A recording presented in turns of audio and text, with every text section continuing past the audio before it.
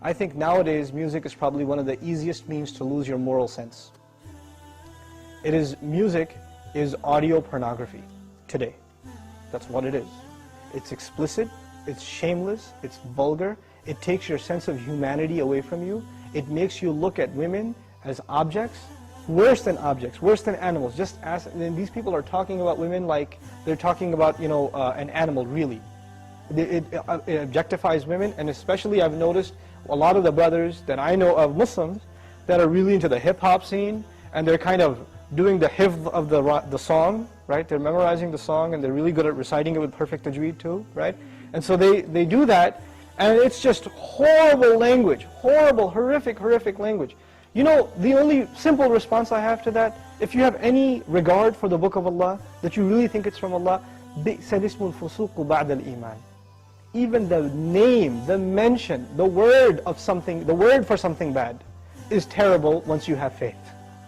Even the mention of something terrible is horrible for you, it's harmful for you after you have faith. You have to have a clean tongue. You have to say what is, قُلْ لِعِبَادِي يَقُولْ الَّتِي هِيَ أَحْسَنُ. Tell my slaves to say that which is the best. Say what is the best. Say good things from your mouth. So this is the first thing. When you say horrible things, and you say things that are in direct contradiction to the moral gauge Allah gifted us with, then obviously you're deviating from your natural fitrah, your predisposition to turn to Allah.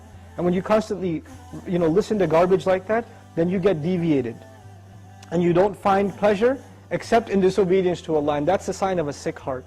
So one has to distance themselves from this. This is the first step. And I'll tell you, this is my personal measure, this is not a fatwa, it's my personal analysis, you don't have to take it. But if a person finds listening to the Qur'an annoying, after they've been listening to hip-hop and this and that for a long time, and as soon as somebody puts the Qur'an on in the car, you know what to say? Oh man, turn that off, man, I don't want to, I just want to talk.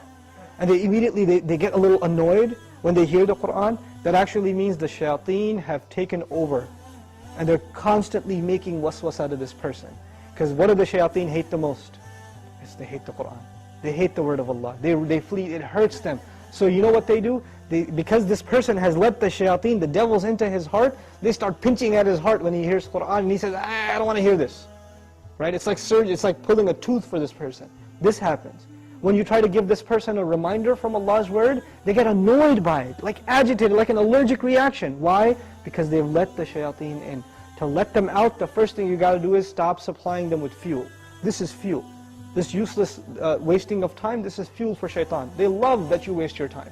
They love it. Because the one asset, the one piece of wealth Allah gave every human being is time.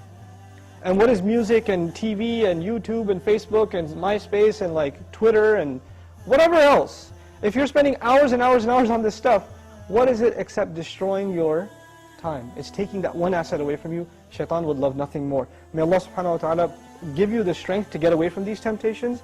My advice that I keep going over, I can't get enough of giving this advice, find better friends. Find company that is not into these things and try to spend more time with them, and inshallah you'll wean yourself off of these habits. Bi-idhnillah.